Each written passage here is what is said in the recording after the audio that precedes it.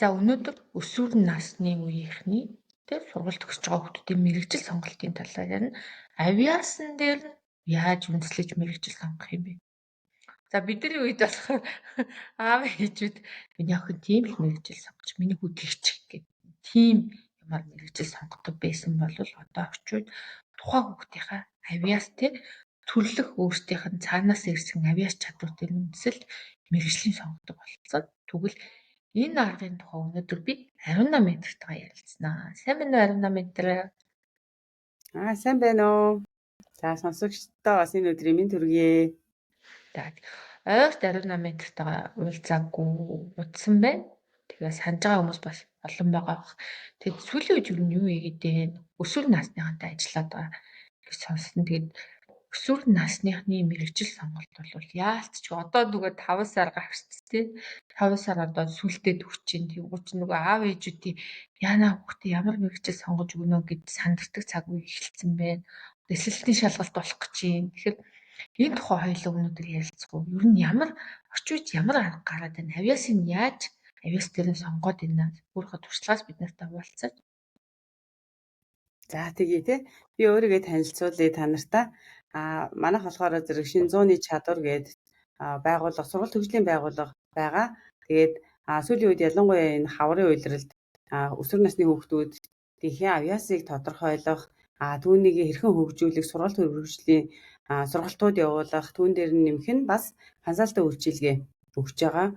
За тэгээд сүүлийн яг энэ одоо өнгөрсөн сараас эхлээд бид нар 10 жилийн сургуулийн хүүхдүүдтэй очиж уулзалт хийгээд сургалт хийгээд явж байна л да.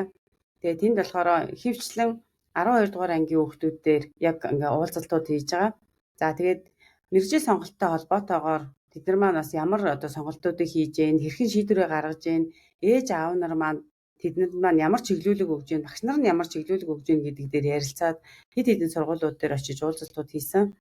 За тэгээд эндээс ингээ харахад бол ер нь бол бид нар чинь одоо энэ ковидоос хойш цоо шин сэтгэлгээ рүү орцсон явж байгаа шүү дээ. Тэгээ тэрнтэй холбоотойгоор маш олон сургалт хөгжлийн хөтөлбөрүүд ингээд байгууллагууд янз бүрээр явуулж байгаа учраас би бас жаахан тэрэн дээр ихтгэлтэй байсан л да. Ер нь бол хүүхдүүд одоо бол өөр бодож байгаа. Эцэг эхчүүд ч гэсэнтэй нэлээд бэлтгэлтэй. Ингээд мэрэгжил сонголтын дээр нь ингээд зөвлөө туслаад ингээд ач холбогдол өгөөд судлаад явж байгаа ах гэж бодсон. Гэхдээ яг бодит байдал дээр бол айгүй хангалтгүй санагдсан. Нэгдүгээрт манай эцэг эхчүүд зан төлөвийг тодорхойлуулж байгаа хүүхдүүдээрээ. Тэгээ зан төлөвийг тодорхойлуулахдаа хурууны хий аягүй их хөргөн ашиглагдсан байна. Тэгтэл үний иргэдээ 2021 оноос эхлээд хурууны хийгээр энэ авиас чадварыг тодорхойлох ч гэдэг юм уу, генетик тестийг хийж байгаа энэ төр чинь хуулиар хориглогдсон. Хүүхдүүдийн хурууны хийг авч болохгүй шүү дээ одоо чинь. Тэгтэл тэрийг мэдхгүйгээсээ болоод одоо хүртэл тэр байтугай бүр цэцэрлэгийн хүүхдүүдээр хүртэл энэ үйл ажиллагаа явагдаж байгаа гэдгийг сонсоод жаахан үнэхээр сэтгэл хангалуун бус санагдсан. За хоёрдугаарт нь болохоор хүүхдүүд өөрсдийнхөө зан төлөвийг ойлгоод тийм үү тэгвэл тэн дээр тулгуурлаад мэрэгжлээ сонгож байгаа багш нараасаа зөвлөгөө чиглүүлэх авцаан гэж ярьж байгаа боловч бас айгүй хязгаарлагдмал хүрээнд мэрэгжил сонголт явагдаад байна. Нэгдүгээрт нь болохоор 12 дугаар ангидаа мэрэгжил сонгож байгаа бол бид нар аль ахлах ангидаа бүр оройлоо гэхэд 10, 11, 12 дугаар ангидаа мэрэгжил сонголтондоо хэрэгцээтэй ур чадваруудтай бэлтгэл хангасан байх ёстой байт юм л да. Гэтэл тэрэндээ ерөөсөн бэлтгэл хангаагүй. Зүгээр л нөгөө өдөр тутам яг адилхан дунд сургуульд өглөө яваад орой хичээлээ тараал ирээл тэгэл саксны тэмцээн юм уу эсвэл волейболын дугуйландаа явдгаараа явж ийсэн л гинтхэн 12 дугаар анги тулцсан байгаа хүүхдүүд маш олон байлээ. За хим биологийн анги төгсөж байгаа хүүхэд жишээлх юм бол өөрсдөө ер нь ангаахын чиглэлээр л сурна гэж бодож байгаа ч гэдэг юм уу химийн багш болно, биологийн багш болно. Тэг өөр сонголт байхгүй. Ийм ерөөсөө өргөн тийм хавтгай тийм шийдвэр гарч байгаа харагдсан. Тэгээд энтэй холбоотойгоор яг харахгүй хүүхдүүдтэй болон эцэг эхчүүдэд бас багш нартай чиглүүлэг өгөх хэрэгтэй байна гэд өнгөрсөн 7 хоногоос эхлүүлээд нэлээд эрчимтэй сургуулиудаар явж байгаа. За 12 дугаар ангийн хүүхдүүдэд сургалт заагаад зан төлөв нь ийм учир шалтгаантай. За зан төлөвөөс гадна тэр хүүхдүүд чинь хүсэл тэмүүлэлээ заавал олох ёстой юм. Хүсэл тэмүүлэлээ олоогүй байгаа үедээ бид нар мэрэгжил сонгочхоор нөгөө ээж аавын бидний хэлдэг шиг наадах чинь бидэнд ашиггүй. Чи зургаар мөнгө олно гэж байхгүй. Чи дуулаад мөнгө олно гэж байхгүй. Тийм болохоор нэг хууль ч юм уу одоо эдийн засаг гэдэг юмыг бид нар чи өөрсдөө хэдэн оны хүмүүс билээ өнгөрсөн нийгмийн өнгөрсөн 100-ны хүмүүс маань одоо ирэх 100-д хөл тавьж байгаа хүүхдүүдтэй мэрэгжил сонголтод нь маш буруу чиглүүлэг зөвлөгөө өгөөд явж байна. Гэтэл ирэх 100 чинь ирэх 10 жилийг бид нар тис өөрөөр харж чадах ёстой байхгүй юу? Гэтэл тэрийг мэдэхгүй байгаагаасаа болоод хүүхдүүдэд зөвлөгөө чиглүүлэг өгж байгаа байдал нь маш хангалтгүй юм лээ. Тэгээд миний харснаар болвол те маш өргөн дэлгэр ийм мэрэгжлүүд ингээ байхад чинь тэрийг сонгож чадахгүй байна гэдэг нь судалгаа муутай байгаагийн л ерөөсөө хамгийн том асуудал байгаа юм гэсэн үг байна да. Тэгээ үргэлжлүүлээд хоёлаа бас энэ дээр нэлээд наривчлалтайгаа ярих гэж бодож байна л да. Аа. За тэгэхээр ер нь мэрэгчлээ яаж сонгол зүгээр юм бэ?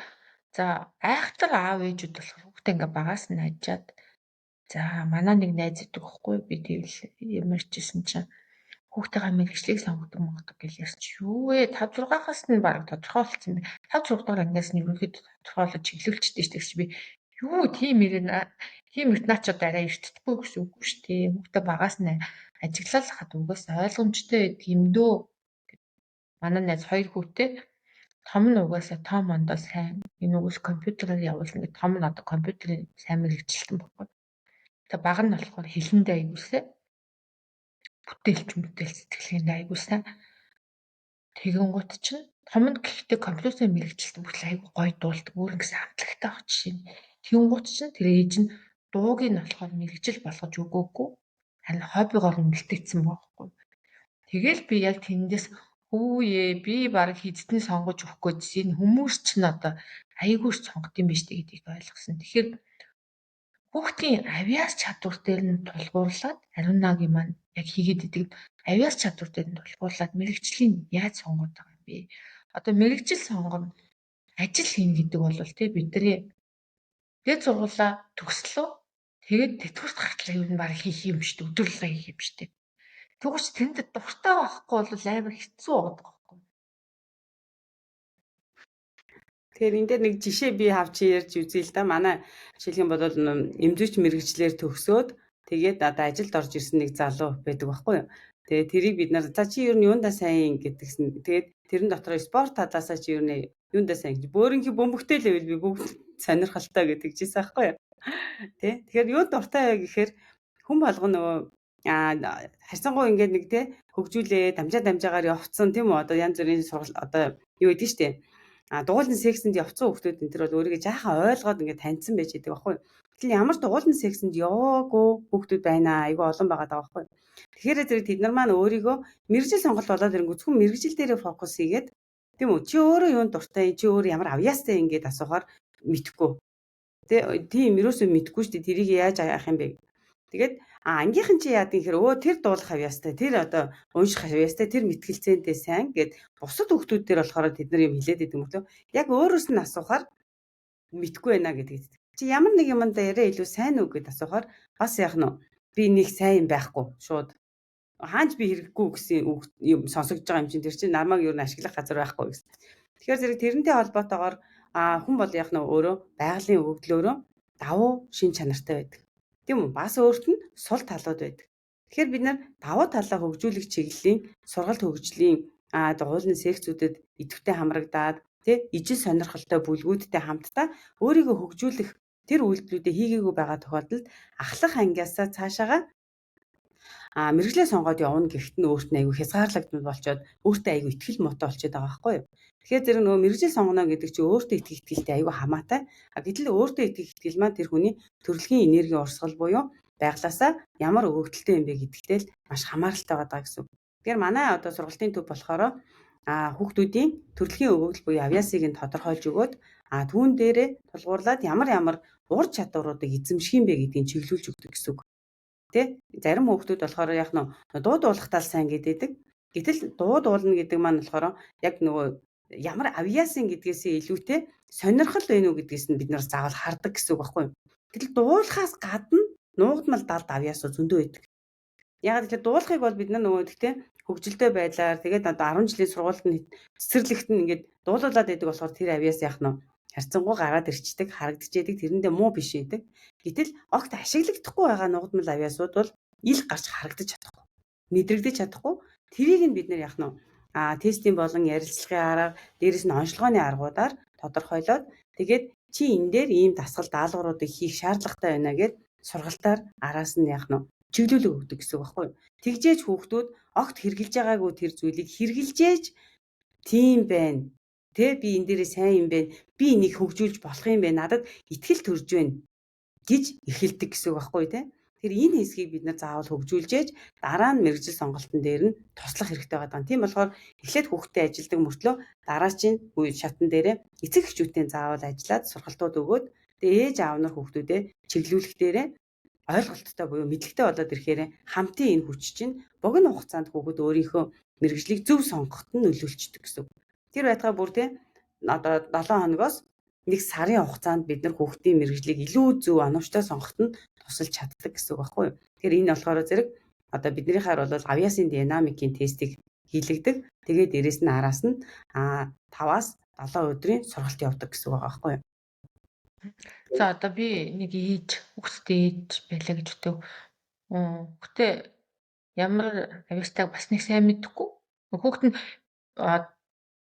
за над чиг аавч тэмдэглэл байгаа шүү. Хүүхдээ сургуульд нөгөө л болцсон л гэж боддог. Багшаас нь хаяа очиад ганц хоёр юм асуучдаг, эцэг суучдаг. За тэгэнгუთ чинь яг ингээл мэрэгжил зэрэгжил болол ирэнгуут одоо яана гэ хүүхдээсээ асуухаар нөгөө чинь харин мэдэхгүй яд одоо яана гэ тэгэнгуут чинь ингээл битээрээ арга мухартчихж байгаа одоо яад юм бэлээ гэ тэгэл нөгөө нэг одоо нэг юм түгээмэл мэрэгчлүүд нь штэ хүмүүс ингээд шуураад идэг мэрэгчлүүд л очих гээд байгаа байхгүй. Тэгсэн чинь би сая чиний ярианаас ингээд харж исэн чинь нэгдүгürt хүүхдийн авьяас гэ байна. За ил харагдж байгаа авьяасуудаас гадна далд гараагүй авьяас гэж бас байд юм байна. За тэгвэл чи би бас ингээд сайн бод чамтай ярихаас өмнө бодож л да. Тэр авьяасын дагуулал нэг юм руу өгчий. Тэгээ бодсон чи бас болохгүй юм байна. Тэр хүүхд чинь бас тэрийг өөрөө хийгээд дурлах юм байна. Тэгвэл за энэ хүүхд ийм авьяастай гэсэн төлөвлөл өгчий тэгэл учир нь олдох байх гэв. Бас өөрөөсөө зайлуулах гэдээсэн чинь тэр чинь бас болохгүй юм байна. Хүүхэд өөрөө тэр юм хийж үзээд тэгэхээр нэлээ хэдий юм хийж үзэж байгаад тэгэхээр нэг биш нэжгээд авьяастай хүүхэд болж таарлаа штэ. Ганцхан биш олон авьяастай болчлаа хүүхэд. Нэг хүүхэд тэгэнгუთ чинь олон авьяастай амнаасаа хийж үзэж байгаад энийг би хийвэл надад таалагдаад байна. Энийг хийвэл би болох юм байна. Тэгвэл би энэ чиглэлээр явъя гэдэг юм хүүхдээс өөрөөс нь гарч ирэх юм шүү дээ. Одоо нөгөө миний дээрээс хараад чи ингэ гэдэг юм алга болоод нөгөө үлдсэн насаараа хийх гэдэг ажил штэ ч. Өдөр болгоно 7 хоногийн 5 өдөр 30 40 жил хийнгээ бодохоор чинь яаж ч гал дуртай юм байхгүй бол бас голоос нь хайчих гэдэг штэ. Голоос нь хайж байгаа ажлаа хайж байгаа хүмүүс зөндөө байгаа штэ. Би ч гэсэн эдийн засгаас сурвал одоо юу эдийн засаг шал ондоо юм хэлж явж байгаа штэ. Одоо манай ариуна ментч гэсэн эмзүүч үсттэй. Тэгсэн чи одоо ингээ хүүхдүүдтэй ажиллаад хүүхдүүдийн мэрэгжлийг сонгож өгөх тал дээр нь өсвөр үеийнхэн ажилтдаг ийм буянтай гоё ажил хийдэг болсон байгаа байхгүй. Тэгэхээр энэ олон авьяасыг яаж мэдх юм бэ? Сая тестийн аргаар гэд хэллээ л дээ. Тунгууд чинь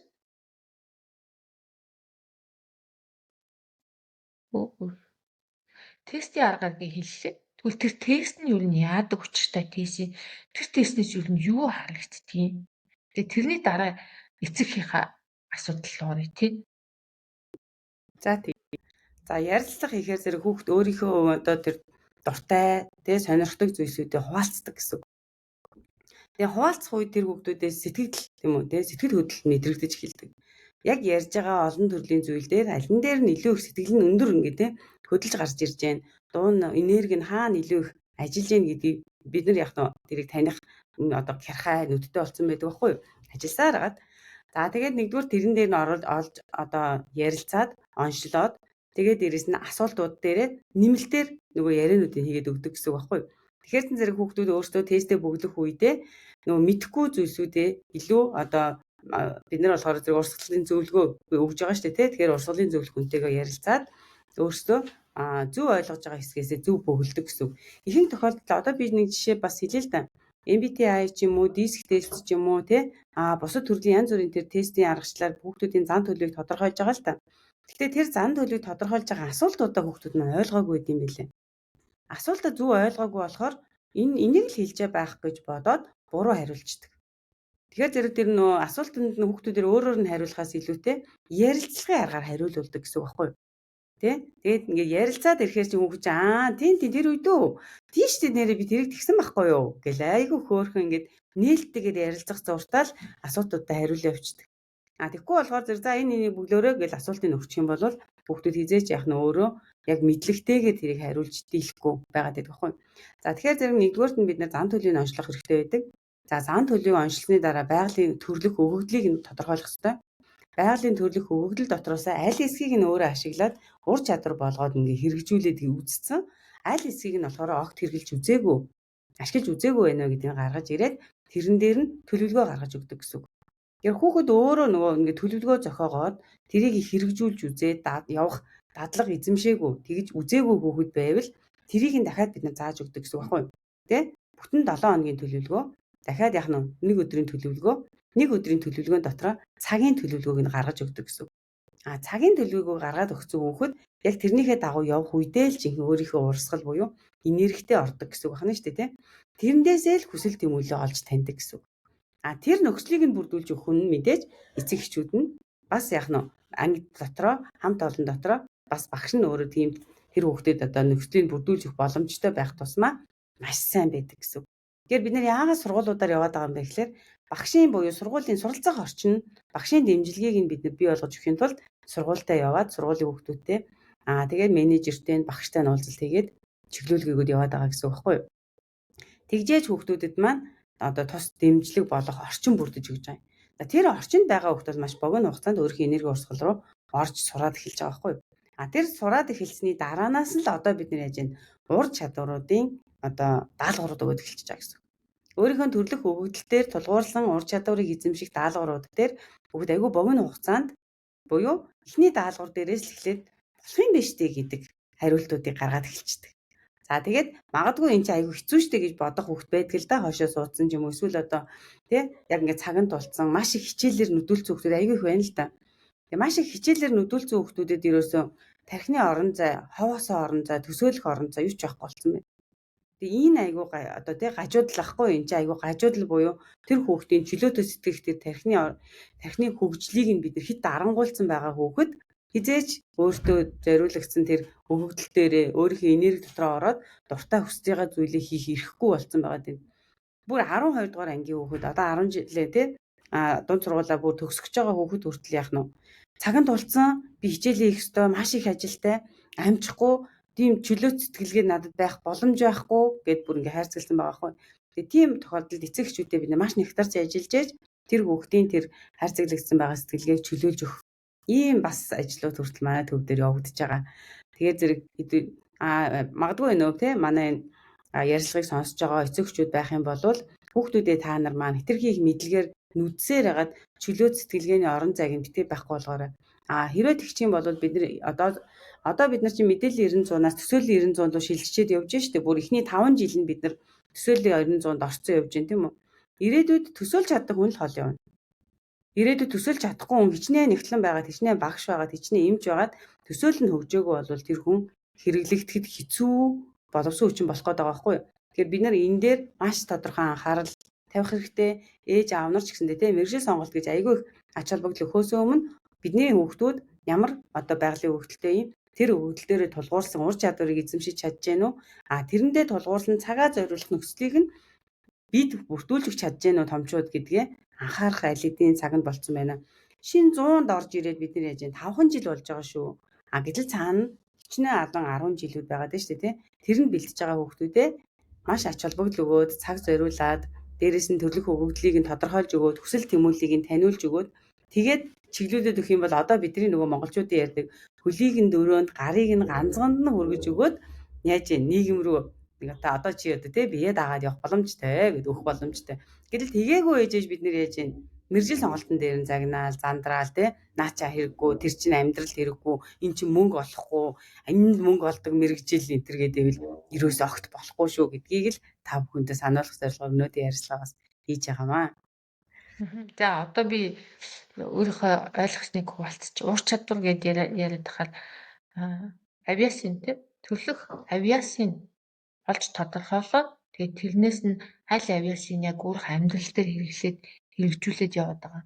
Аль авиасын юусоо мэдэхгүй анхаарлын гадна үлдээгээд байгаа гэдгийг олж мэдэнгуудаа нөгөө хүүхдэд чинь тэр авьяасынхын дагуу авьяасаа хөгжүүлэх даалгаврууд өгдөг юм байна гэж би ойлголоо. За авьяасаа хөгжүүлэх даалгаврууд өгөөд нөгөө хүүхэд маань хийж чадахгүй байх юм бол энийг яаж хийх талаар нь төлөвлөгөө гаргаад ингээд хийгээрээ тэгээд хийгээрээ гэж тусалдаг юм байна. Тэрнийхэн дараа нь эцэг эхчүүдэд нь за танаа хүүхд нэг иймэрхүү хүүхд шүү. Энэ хүүхдээ нэг ингэж ажилтдаг шүү. Энэ хүүхд нэг юмыг ингээд хэлвэл ойлгоо шүү тий. Зарим хүүхдүүд чинь нөгөө нэг стил төрлийн хүүхдүүд чинь нэг тоо баримттай юм ингээ барьцтай юм баримлаад хэлэхээр аяйгүй сонирхлын татал ойлгоол гэдэг. Зарим нь болохоор гоё зураг харуулаад тий. Өө чи ийм гоё юм яриад авахгүй чи нэг ийм байхгүй гэд тэгээ зураг өмнөд гаргаад тавилж байгаа ч одоо нэг мотивац үсээд нэг хийх тал руу нь орох юмыг эцэг эхчүүдэд зааж өгд юм наа чи бүр аягүй чухал байхгүй хэдэн хүүхдээ голчрыг авахгүй шүү дээ.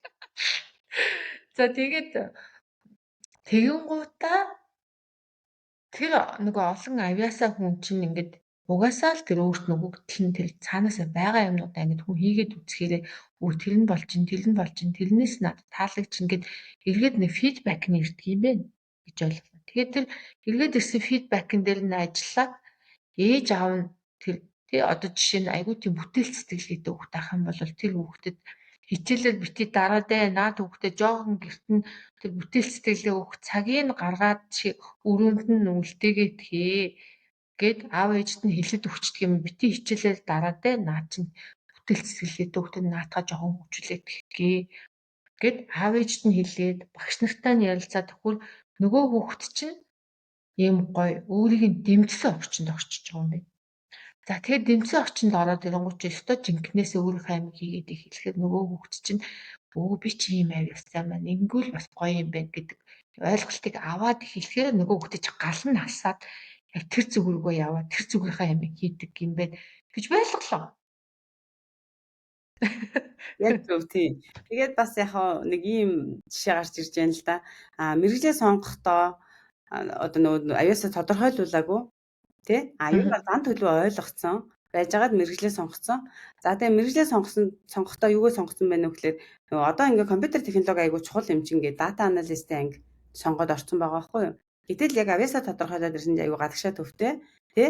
Одоо entertainment чиглэлийн хөгжилтэй тий хүмүүстэй харилцаа үүсгэх дуртай хүүхэд маань одоо тий дата аналист буюу хөгжлийн одоо судалгаа шинжилгээ хийдэг мэргэжил рүү орчиж байгаа байхгүй юу? Тэгээ 2 жил явчаад тэр өгөөд одоо хичээлээ яг яах юм те ангиа солих юм уу эсвэл яхаа сургуулаа солих юм уу гэдэг ийм явахгүй шүү дээ гадагшаа чиглэлтэй хүүхдтэй дата явахгүй шүү дээ. Үнэхээр хэцүү байхгүй юу те тэгээд зэрэг төгссөн хойно тэр хүүхд маань тэр ажлаа хийхгүй байх магадлал бараг те 80-90% байхгүй юу.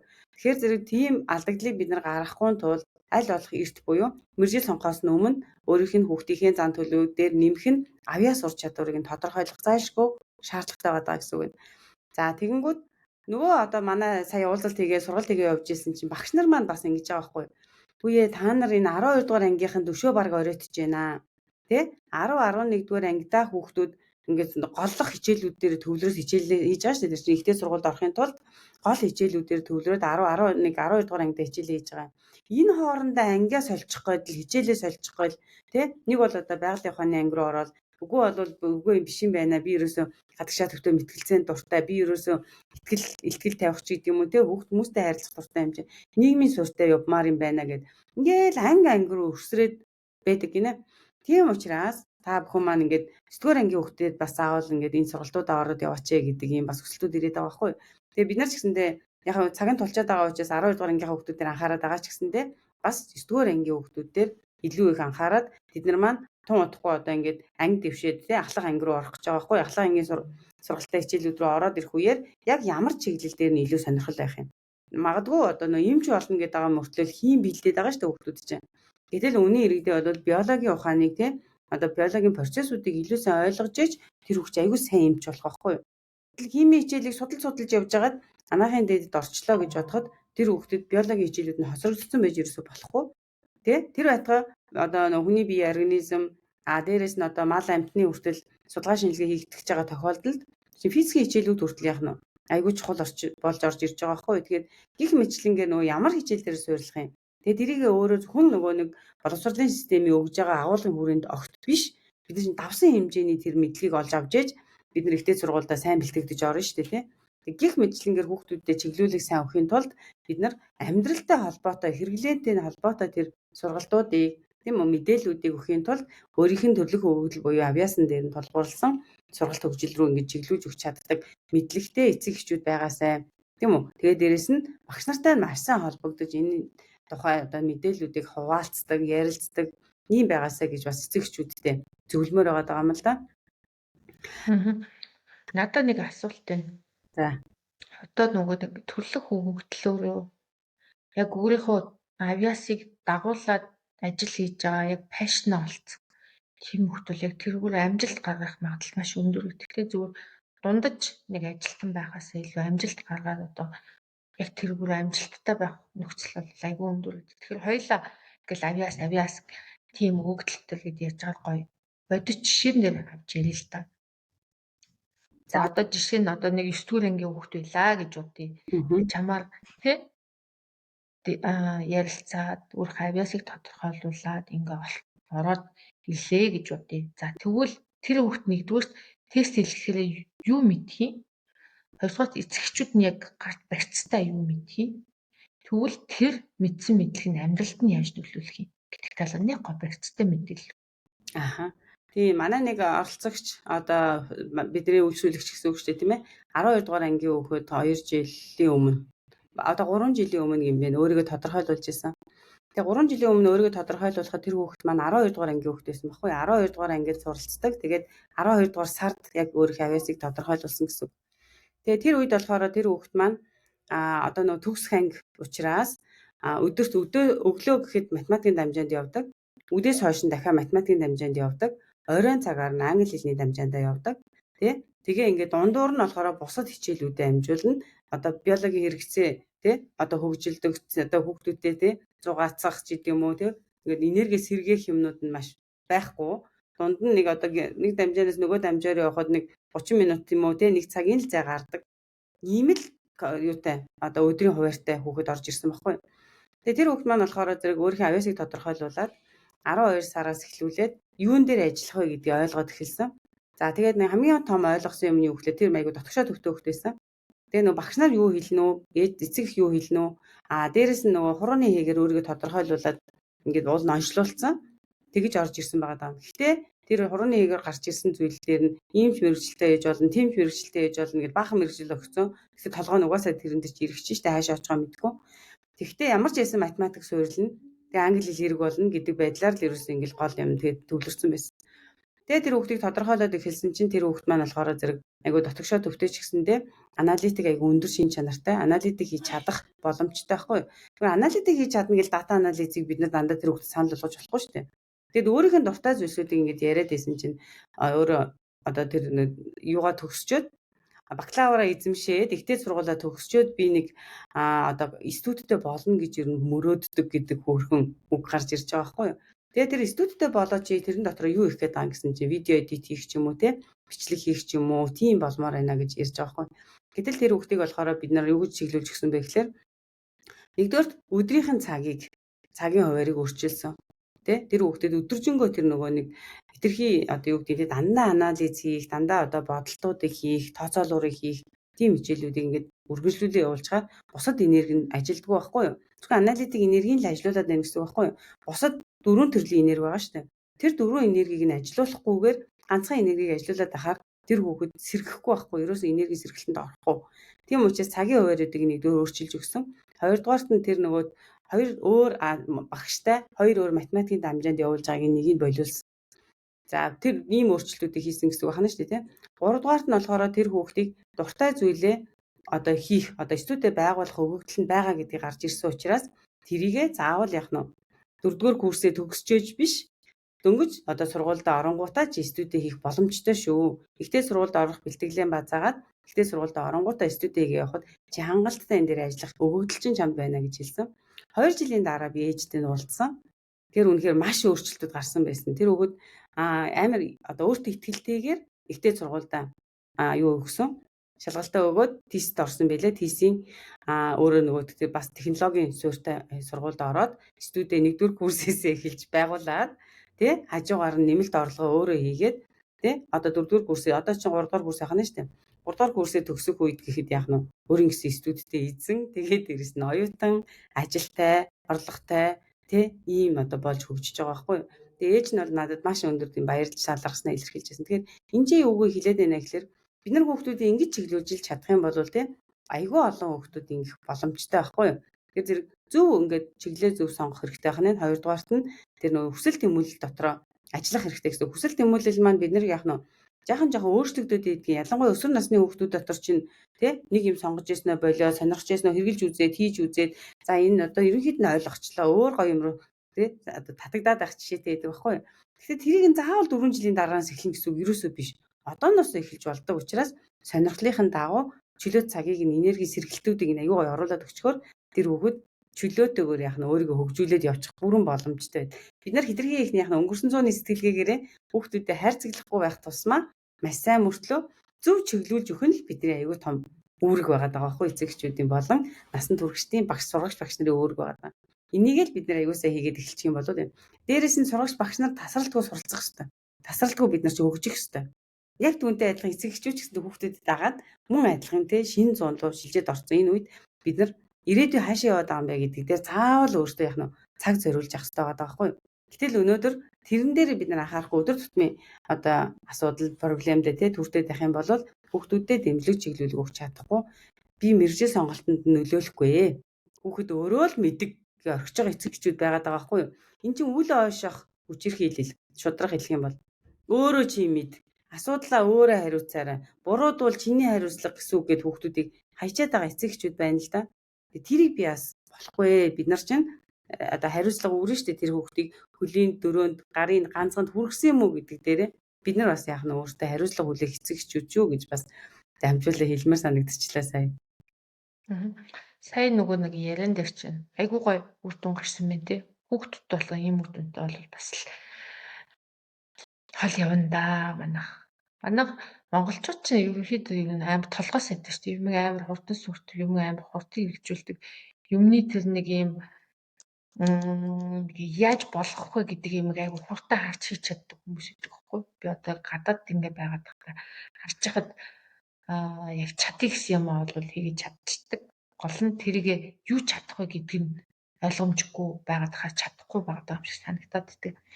Сая чиний яриас чинь 4 энерги гэдэг ярьлаа шүү дээ. Тэрний өмнө яадаг 4 энерги юм бол жоохон тайлбарлаад.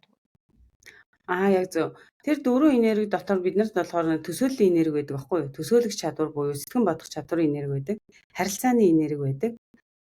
Тэгээд дээрэс нь одоо бусдад үйлчлэх, асрах, хайрлах тий халамжлах энерги байдаг. Одоо аналитик тооцооллын энерги байдаг. Эдгээрт нь тусдаа өөрсдөө ажилдаг цагтай, ажилдаг уйлралтай байдаг байхгүй юу? Гэтэл бид нар болохоор зэрэг эдгээр энергиудээ яаж ажилуулад байдаг вэ гэхээр нэг одоо зөвхөн одоо математик дээр гэлэх чинь аналитик энерги буюу тооцоолох чадварыг л хөгжүүлээд байгаа гэсэн үг шүү дээ. Гэтэл сэтгэн бодох чадвар гэдэг чинь төсөөллийн энерги. Гэтэл одоо эх одоо 10 жил тийм үү тэрний дараагийн 100 чи ер нь төсөөллийн 90 100-д бид нар шилжсэн баггүй юу? Төсөөлөх чадваргүй хүн бол хичнээн их тооцоолох чадвартай байсан ч гэсэндээ тэр хүн зөвхөн өгсөн даалгаврыг л хийх болчиход байгаа байхгүй юу? Гэтэл юу сайн, юу хэрэгтэй, юу хурдтай хөгжиж байгаа юм. Тэрийг өшөө төсөөлөд цааш нь ингээд бодож чадах хэрэгтэй гэсэн үг. Тархин дотроо бид төсөөлөх чадвартай байх хэрэгтэй байхгүй юу? Гэтэл тэр төсөөлөх чадварын энерги бүх хүнд байгаа. Тэ бүх хүнд байгаад байгаа байхгүй юу? Гол нь тэрийг ажилуулж сурна гэдэг нь айгүй чухал байхгүй юу? Магадгүй одоо жишээлх юм бол надад төсөөллийн энерги 12% байдаг. Магадгүй манай сарнаад одоо 45% байдаг гэж бодъё л да тий. Гэтэл сарнаг яах нь 45% байгаа учраас төсөөлөх энерги нь айгүй өндөр юм чинь тэр дээр яваад гэж хэлчихэд намайг болохоор яах нь эцэг их нь мэдэгдэхгүй харагдахгүй байгаа болохоор за энэ аналитик хүн аналитикэл хийх гэж тавьчихаар би яах нь төсөөлөх энерги унтраачиж байгаа байхгүй. Тэгэхээр зөв би төсөөллийн хувьд яах нь одоо сарнаатай ярилцъя л да бид хоёр одоо хичээл ярьдаг ч юм уу ирээдүйн тухай ярилцахаар сарнагийн төсөөлөл ингэ яваад байдаг. Миний төсөөлөл унтраацсан учраас би тэр хүнтэй ойлголцоход хэцүү болчихж байгаа. Ярьж байгаа зүйлийг нь би тархиндаа зургалж чадахгүй байна шүү дээ. Тэгээ заавал чи зураад харуул да. Чи будгаад харуул да гэд ахаар чи яаж энэ сарнаад төвхтэй санагдаж шүү дээ тий. Би айгүй их юм ингэ стралаа төсөөлсөн байгаа мөртлөө бүгдийг зурж амжихгүй шүү дээ. Гээ хэлэхээр нь би яг тэгвэл хоёулаа дараа уулзъя да гэх юм аашийн тий. Болохгүй байгаа хгүй. Тэгэхээр би өөртөө байгаа 12% тэр төсөөллийн энергийг хөгжүүлэх ёстой гэсэн. Ажилуулах ёстой гэсэн. Тэгжээж Сарнаатай бид хоёр яг нь төсөөлөлтөй холбоотой сэдвэр чөлөөтэй яг нь ярилцсан гэсэн үг байна шүү дээ. Бид нэр ирээдүйд тэр одоо өөрийн нөөц тэр ур чадваруудыг ажилуулж ээж хөгжинэ гэсэн үг. Тэгвэл бид нар хурдтай явна гэсэн үг. Хэрвээ тэгж чадахгүй бол дэлхийн хөгжлөөс улам хойшоо явна. Тэгээд тэр дэлхийн хөгжлүүдийг бид нар яаж юм орчуулан, барин байж, дамжуулан байж, хэдэн ч үе дамжуулахыг мэдгүй. Сарнаагаас над руу, надаас одоо миний хүүхд рүү ч юм уу ингээд дамжсаар байтал чинь бид нар өхөр тэргээр л явах гээд байгаа байх нь шүү дээ. Ерөөсөө тэгж болохгүй. Орчин үеийн хүүхдүүд чинь бүгдээрээ аль хэзээ дижитал 900-д ингээд боожод 18-наас хүрсэн байхгүй юу? Бид нар одоо дижитал 100-д амьдарч байгаа гэж бодоод байгаа шүү дээ. Үгүй шүү дээ. Бид нар дижитал 100-аас чинь төсөөлөл 900 руу орсон байхгүй юу? Тэгэхээр зэрэг бидний нийгмийн шилжилтүүдээ хүртэл ойлгож чадаагүйгээсээ болоод хуучин стайлаараа мэргэжил сонголтод нөлөөлж байгаа. Тэр мэргэжил сонголтын зөвлөгөө өгж байгаа хүмүүс ээж болно, багш нар ээж болно, ээж аав нар битгий хүүхдүүдэд буруу чиглэл өгөөрэй. Мэдхгүй болвол мэргэжлийн хүмүүст хандаарай. Тэр нь та бүхэнд илүү зөв бөгөөд бага зардлаар тэгээд зөв үйлдэлүүдийг даруйхан хийгээд явахад нь туслах байхгүй юу? Тэгээд энэ дээр л хэдүүлээ санаа нэгдэх хэрэгтэй байх шүү л гэдэг хэлэх гээд байна. Хамгийн гол нь наадах чинь маш их он жилүүдийг хэмнэх юм байна. За он жилүүдийн арт бага мөнгө явна. Алдсан он жилүүд гэдэг одоо ингээл би өмнө нь мэддэг байсан болвол нэг ийм мэргэжил сонгох байжтэй, ийм ажил хийх байжтэй. Би нэг удаа ингээд бодчихсан байхгүй. Жүжиглэн гэдэг чинь айгүй амархан юм байсан биш үү? Ингээд бодсноо би одоо бодоход эхнээс нь хөгжүүлсэн бол айгүй амархан юм байсан байгаа байхгүй юу?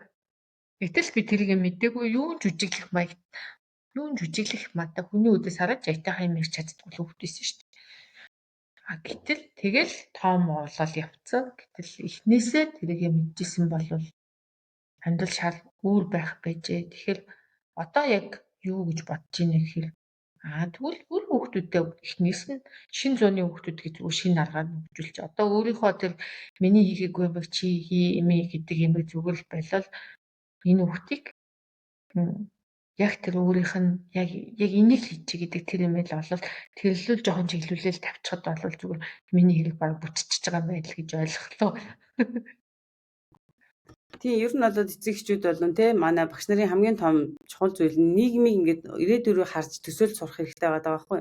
Тэгээ ингээд харахаар тэр байтугай яг зөвхөн нөгөө энэ өсвөр насны хүүхдүүд маань өөрсдийнхөө тэр авьяас чадварыг тодорхойлохоос гадна энэ талын мэдлэгийг мөн адилхан эцэг эхчүүд болон багш нар мэддэг байх хэрэгтэй болчихж байгаа байхгүй. Тэгэхээр нийтээрээ бид нар энэ боловсрал энэ чинь шинэ зууны боловсрал тэгээ шинэ зууны сэтгэл зүйн боловсрал ахгүй зүрх сэтгэлийн боловсрал энэ рүү бид нар бас заавал бүгдээрээ орох хэрэгтэй байгаа. Яаж хөгжүүлэх үү гэдгийг мэдэхгүй байгаа даа бид нартай холбогдоорой.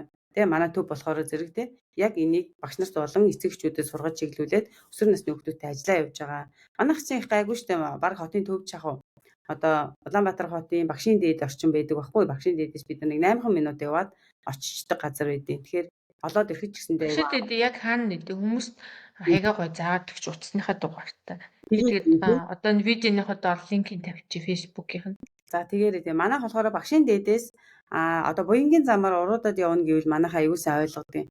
Багшийн дээдээс нарны зам руу буянгийн замаар уруудаж явж хагаад нэг төмөр гүүрээр сэлбийн голынхоо зүүн талд гардаг байхгүй. Тэгээ зүүн талд нь гарангууд 5 давхар ногоон байшин байж байгаа. Тэр нь барилга цэгийн мэн гэсэн дээрээ хаягтай барилга цэгийн мэний офисын 4 давхар 403 дотод манай төв ажилтیں۔ Тэгээ тэндээ сургалтуудаа ч явуулдаг, үйлчлэгээгээ ч үзүүлдэг, бас эцэгчүүдтэйгээ ч уулзалтаа хийдэг. Харин сургуулиуд дээр урилгаар сургуулиудын одоо дунд сургуулиудын урилгаар бас 9 дугаар анги болон 12 дугаар ангийн эцэг эхчүүдтэй болон багш нартай очиж уулзаад сургалтууд ингээд бас хийгээ явж байгаа гэсэн байгаа. Миний утасны дугаар болохоор 83 тэгдэг 83 30 гэдэг дугаар байгаа. Тэгээ бид нартай бас холбогдоод чиглүүлэг авч болно, үйлчилгээ авч болно, бас ярилцаад тийм үү одоо мэдээлэл авч солилцож бас болох нь шүү дээ Тэгээ харин би яг нэг ойлгосон мэлх гэсэн юм мартчихж 4 энерги угаасаа байдаг. Тэр нь зүгээр нэг хүн байдаг хэмжээнүүд нь янз бүр болохоор чи юмдаа илүүсэ, чи тэр юмдаа илүүсэ, тэр илүү сайн зүйлөөгөө төвлөрөө. Бид нар ч нэг сул талаа давуу тал болгоно гэд сул талтайгаа үз тараад идэг штеп. Гэтэл үгүй сул тал бишээ, давуу талаа сайн зүлгээдгээ тэргүүрээ чи яваа. Ягаад тэгэхээр давуу тал чинь өөрөө чиний яг хийх дуртай юмнууд чинь тэнд байгаа гэдэг. сул тал чи хийх дургүй юмнууд нь байгаа гэдэг. Угаасаа сул Тэнгуучид яг тэрүүгээр тэр хүүхдийг тийм ярилцаад тестийн аргаар ярилцаад ингээд тэр хүүхдэд ажиллаад эцэг эхтэй багш нартай нь ажиллаад тэгэхээр тэр хүүхдийг яг ингээд зөв зам руу ингээд чиглүүлээ. Одоо 10 жилээ төгсөж байгаа хүүхд чинь нэг амьдралын замыг дөнгөж ихэнд явж байгаа шүү дээ. Яг тэр зөв зам дээр нь тавьчихараа өөрөө хөргөн өнгөрөөл явчих юм биш үү дээ.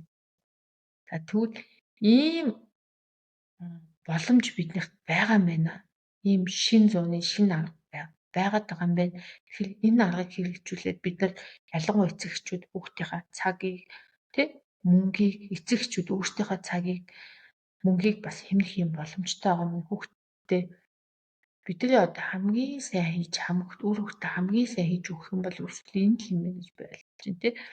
За яагаад бас энийг чухалчлаад яриад байгааг вэ гэхээр одоо би ингээл дээд сургуульд сурч байхад чинь ингээл сургуулаар голоос нь хайж мэйчдэг хүүхдүүд байсан шүү дээ.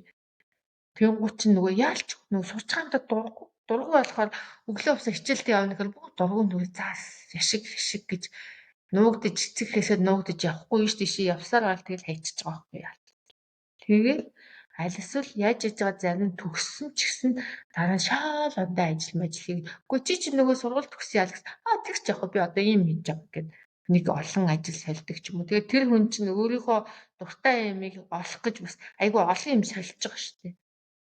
Би ч одоо 40 гарчаал арай нэг юм олж байгаа чинь тэгвэл энэ их 10 жил, 20 жил, 5 жилийн энэ их удаан хугацаа цаг хугацаа гэмнэ. Бид нар бурхнаас өгөгдсөн бүх нэг адилхан зүйл цаг хугацаа шүү дээ. Илүү ч дутууч бүгдээрээ 24 цагт байгаа.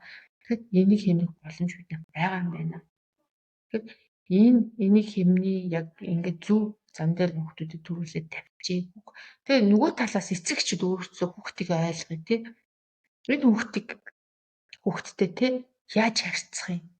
Энэ хүүхдэд юуг яаж хэлвэл энэ нэг аятайхан ойлгоод авах юм?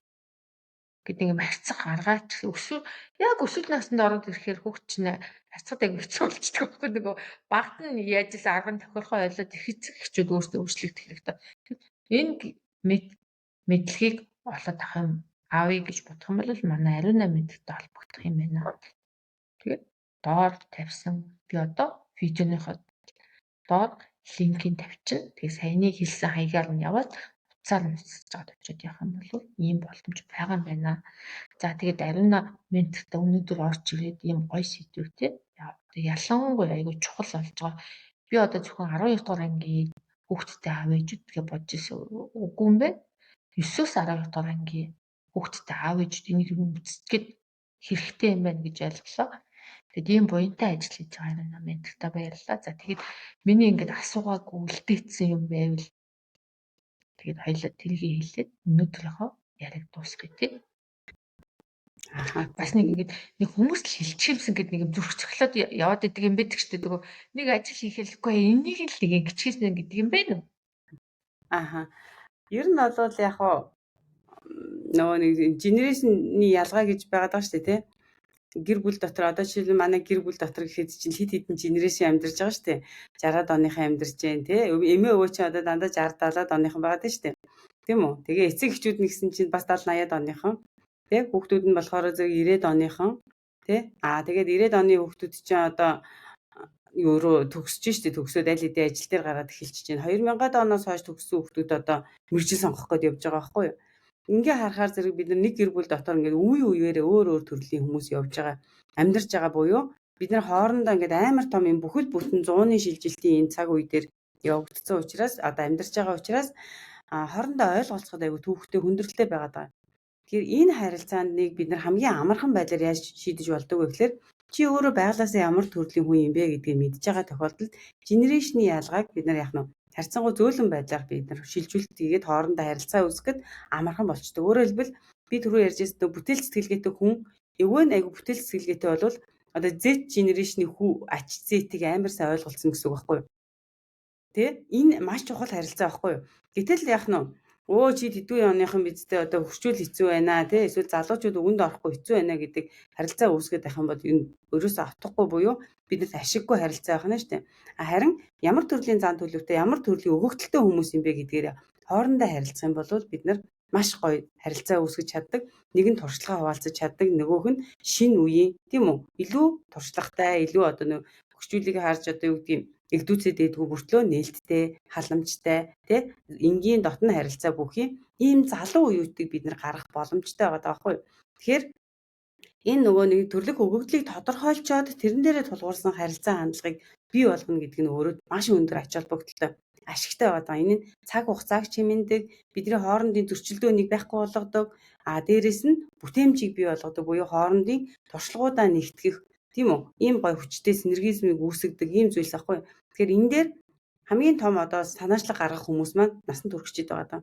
Тэгэхээр насан туршид маань энэ үүргээ ойлгоод тий яг өөрөөсөө хамааралтай бууж өгөх гэдэг юм уу, өөрөөсөө хамааралтайгаар татгалзах, цааргалах, хойшлуулах, болиулах гэдэг үйлдэлүүдэд зогсоогоод илүү залуу үеэ зөв одоо мэргэжлээ сонгоод зөв хөгжүүлээд цаашаа явахад нь тусал дэмжих хариуцлага үүрээд санаачлагтай байгаарай л гэж насан туршид болон эцэг эхчүүдтэй бас уриалмаар байгаа. Энийг л хэлье гэж бодож байна. Тэгээ өнөөдөр бас тий энэ ярилцлаганд урьж оролцуулсан Сарнадаа маш их баярлалаа. Үзэх сонсогчдод нь бүгдэнд нь амжилт хүсье. Сайн сайхан бүхэн дэлгэр болтгоо гэж өрөөё.